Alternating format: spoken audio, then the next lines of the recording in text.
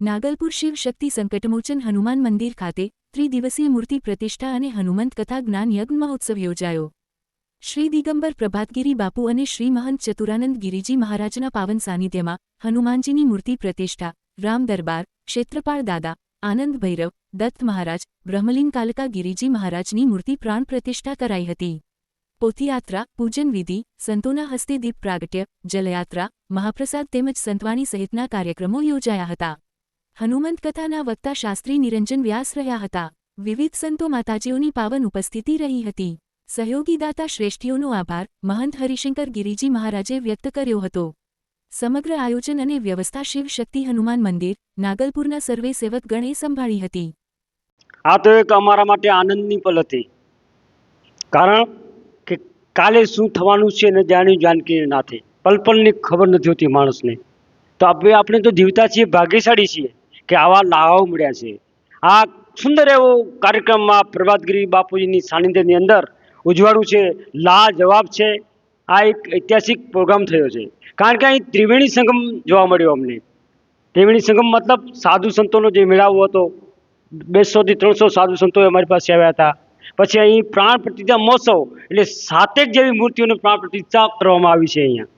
સાથે સાથે બ્રહ્મભોજન, ઓછામાં ઓછા 4 થી 5 હજાર માણસોએ અહીં પ્રસાદનો લાવો લીધો છે। એટલે આનાથી વિશેષ શું ત્રિવેણી સંગમ કહેવાય સાહેબ।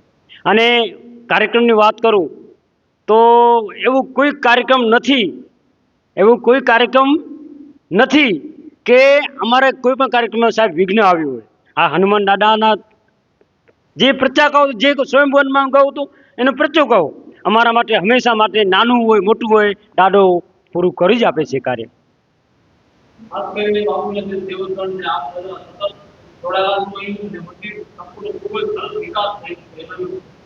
ચોક્કસ આ છેલ્લા 3 વર્ષથી આ અમારું એક જૂનું મંદિર હતું। ઘણા એવા હરિભક્તોની બિચારીની ઈચ્છા હતી કે આપણે પુનઃ મંદિર બાંધીએ અને નવું મંદિર થઈ જાય તો દાદાને આપણે બેસાડીએ ફરીથી। તો એના માટે છેલ્લા 12 મહિનાથી અમે વિવિધ દાતાઓ પાસે તેલ નાખી, અમને બધી જગ્યાથી સારો પ્રતિસાદ મળ્યો છે અને આજે એનું પરિણામ તમે જોઈ રહ્યા છો। અહીં દત્ત મહારાજની પહેલી સ્થાપના હતી નહીં। હું એટલું કહીશ, ગુરુબિન જ્ઞાન ન ઉપજે ગુરુબિન નહીં મળે ભેદ। આ અહીં અમારા માટે સાર્થક થઈ છે, કારણ કે આ વિસ્તારમાં કોઈ ગુરુની મૂર્તિ હતી નહીં, દત્તગુરુની। અત્યારે અહીં હનુમાનજીની પટાંગણાની અંદર એક ઓર પીછું ઉમેરવાનું છે। એ પીછું એ છે કે દત્ત મંદિરની સ્થાપના થઈ છે।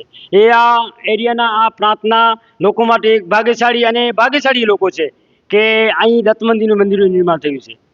ને મારી સાથે ખભે ખભો મિલાવી અને છેલ્લા લગભગ 5 મહિના થયા, એકદમ માની લો કે અમે બે ભાઈ ભેગા જ રાતો દિવસે કાંઈ પણ હનુમાનજીનું કામ। આમ તો બધાએ અમારી ટીમને કોઈ ના નથી, જ્યારે ફોન કરી ત્યારે બધાએ ટીમનો એક વ્યક્તિ ઓન ધ સ્પોટ જવાબ આપે છે।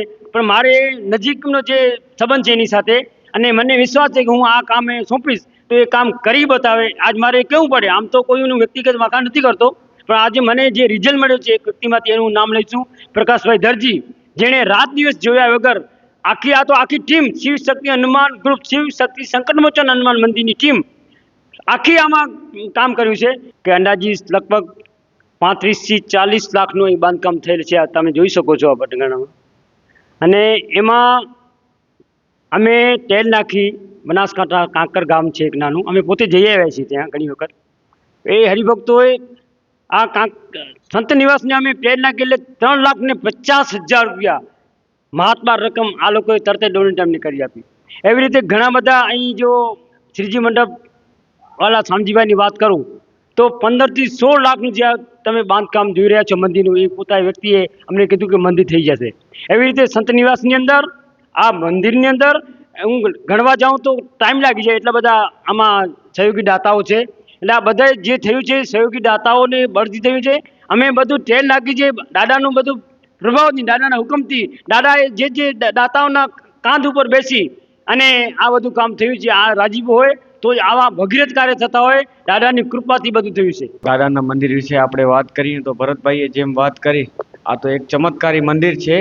અને બાપુની તો વાત જેમ રોજ આપણે સેવકગણ તરીકે ઘણા ભક્તો આવે છે, અને કાંકરથી જે ભક્તો આવે છે એમને આપણે જોઈએ છીએ, તો આપણે તો બાપુ કરી એમના આશીર્વચન લેવા આવીએ છીએ. અને આવો સારો રૂડો પ્રસંગ અને આવી પ્રતિષ્ઠા મહોત્સવ સારી રીતે ઉજવાય છે.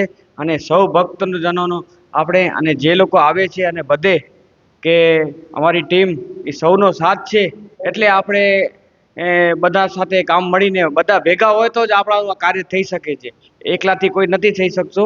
એટલે આપણે સૌનો પણ આભાર માનીએ છીએ. અમે લોકો પણ જ્યારે કાંકર ગયા હતા ત્યારે અમે જોયું કે ત્યાંના જે ભક્તજનો છે બાપુના, એ એટલી સેવા જોઈને આપણે એમ લાગે તો આપણે તો અહીંયા બાપુનું કાંઈ સેવકગણ તરીકે ઓછું કરી શકીએ છીએ, પણ ત્યાંથી જે લોકો અહીંયા આવ્યા અને આપણે જોયું તો આપણે એમનું પણ ખૂબ ખૂબ આભાર માનીએ છીએ. જય હનુમાન દાદા. ત્રિદિવસીય કાર્યક્રમ છે અને એમાં તમામ સાધુ સંતો અમારા અહીંયા મહંત શ્રી પ્રભાતગીરી બાપુની પૂજ્ય નિશ્રામાં ચતુરાનંદ ગિરિજી મહારાજ છે, એમની સાથે તમામ સંતો ભક્તો અને સૌ નાગલપુર ગામના અને આજુબાજુ માંડવી વિસ્તાર છે ત્યાં કાંકરથી પણ અમારે ત્યાં સૌ ભક્તો પધાર્યા છે. અને પ્રભાતગીરી બાપુના શિષ્યો એમને આશીર્વાદથી ખૂબ તન મન અને ધનથી ખૂબ છેલ્લા 15 દિવસથી સતત મહેનત કરી રહ્યા છે. અને આટલો મોટો આયોજન કર્યો છે, એમણે જે સંકુલનો વિકાસ કર્યો છે એ ખૂબ સારામાં સારી રીતે દાતાઓ પાસેથી વ્યવસ્થિત રીતે રૂપરેખા બતાવી અને આયોજન ગોઠવ્યું છે. અને બહુ સારું મંદિર પણ નિર્માણ પામ્યો છે. એમાં અમારા શામજીભાઈ વેકરિયા એમના પરિવાર તરફથી મંદિરનો જે આ સંકુલ ઊભો થયો છે, મંદિર નિર્માણમાં એમણે દાતારો દ્વારા ખૂબ સારું મંદિર બનાવી આપ્યું છે. અને આજે પ્રાણ પ્રતિષ્ઠા વિધિ જે થઈ રહી છે એમના તમામ સંપૂર્ણ મુખ્ય સહયોગી દાતાર છે એવા શામજીભાઈ નારાયણ કેરાઈ પરિવાર છે. અને મૂર્તિ પ્રતિષ્ઠાની વિધિમાં તેઓ ભાગ લઈ રહ્યા છે. અત્યારે ખૂબ નેરોબીથી તેઓ ઉપસ્થિત છે. અને એમની સાથે સૌ દાતાઓ, જેમાં મોટા મોટા માંડવીના થલેશ્વર પરિવારના પણ દાતાર છે. અને આજે અહીં અમારી સાથે માંડવીના માજી મેયર હેતલબેન સોનેજી ઉપસ્થિત છે, સાથે અમારા હરિભક્ત એવા કાનજીભાઈ રાબડિયા અને કશ્યપભાઈ પરમાર અને એમની સાથે સૌ કાંકરથી પધારેલા સૌ ભક્તો હાજર છે. અમને ખૂબ તન મન ધનથી સેવા કરી રહ્યા છે. આ આયોજન એમાં હનુમાન કથા માટે આપણે આચાર્ય શ્રી નિરંજનભાઈ વ્યાસજી તરફથી હનુમાન કથાનું સુંદર આયોજન થઈ રહ્યું છે. આપણા સનાતન ધર્મની ખૂબ જ સારી આ એક વિજય જેવું કહી શકાય, અને સારા પ્રમાણમાં લોકો પણ આવી રહ્યા છે. એ બસ આ શિવશક્તિ હનુમાનજીનો પરચો જ છે. અને એમની જે ઉર્જા છે એના કારણે જ ભક્તો પણ આવી રહ્યા છે, સંતો મહંતો પણ આવી રહ્યા છે. અને એમાં આપણને બધાને લાભ મળી રહ્યો છે, એ જ સૌથી મોટી વાત છે. અને આમાં આપણને જોડાવવું જ જોઈએ. ખાસ તમારા માધ્યમથી હું કહેવા માંગીશ કે આજે હનુમાન જન્મોત્સવ પણ ધામધૂમથી જઈ રહ્યો છે, તો ત્યારે માંડવીની પ્રજાને, ભક્તજનોને, તાલુકાને બધાને જ આમંત્રિત કરું છું. અને ખાસથી આપણા સનાતન ધર્મની આવી જે ઉજવણીઓ થાય છે એમાં જોડાઓ. આપણા ધર્મને બહોળો અને પહોળો અને એને ખૂબ જ આર્થિક રીતે અને માનસિક રીતે અને તન મન ધનથી આને સમર્પિત થઈને આગળ વધારો. આવા મોકા આપણને સંતો મહંતો આપે છે, તો આપણી ફરજ છે કે એમાં જોડાવવું જોઈએ ને આપણે પણ આપણા ધર્મ માટે જાગૃત થઈને કરવું જોઈએ. કામકાજ એની જગ્યાએ છે, પણ હું પ્રજાને ખૂબ જ નમ્ર અપીલ કરું છું, ભક્તજનોને નમ્ર અપીલ કરું છું કે આવા કાર્યક્રમો જ્યારે થતા હોય ત્યારે ઘર સંસારને થોડું સાઈડમાં મૂકીને જરૂરથી ભક્તિભાવ માટે આવા કાર્યક્રમોમાં જોડાવો ને અચૂક જોડાવો. આવા સંતો જ્યારે મળ્યા છે ને ત્યારે આપણે એમનું સાનિધ્ય જરૂર લેવું જોઈએ, એમનું માર્ગદર્શન લેવું જોઈએ અને આપણે પણ એનો લાભ લઈને આપણા જીવનને સુધારવું જોઈએ. આજે હનુમાનજી મંદિરમાં આપણે સુંદર મજાના ઉત્સવો ઉજવી રહ્યા છીએ. અને આજે બાળકો વિવિધ વેશભૂષામાં છે, જાણે સાક્ષાત રામ લક્ષ્મણ જાનકી આવ્યા હોય એવું લાગે છે. આજે મંદિરે જલયાત્રા પણ હતી, જે અત્યારે સંપન્ન થઈ છે. અત્યારે 3 દિવસનો હવન સતત ચાલુ છે. વિવિધ ભક્તજનો ખૂબ સેવા આપે છે. અને બધા સનાતન ધર્મને એક અહીંયાથી આહવાન છે કે આવા કાર્યોમાં બધા જોડાઓ. જય શ્રી રામ. અને આ વેશભૂષાની બધી સેવા છે એ ચાંદની ડ્રેસીસમાં નિર્મળાબેન ગોસ્વામીએ આપેલી છે. આ બધા સુંદર બાળકોને તૈયાર કરવામાં એમનો ખૂબ મોટો હાથ છે. અમે લગભગ છેલ્લા 11 વર્ષથી આમાં જોડાયેલા છીએ.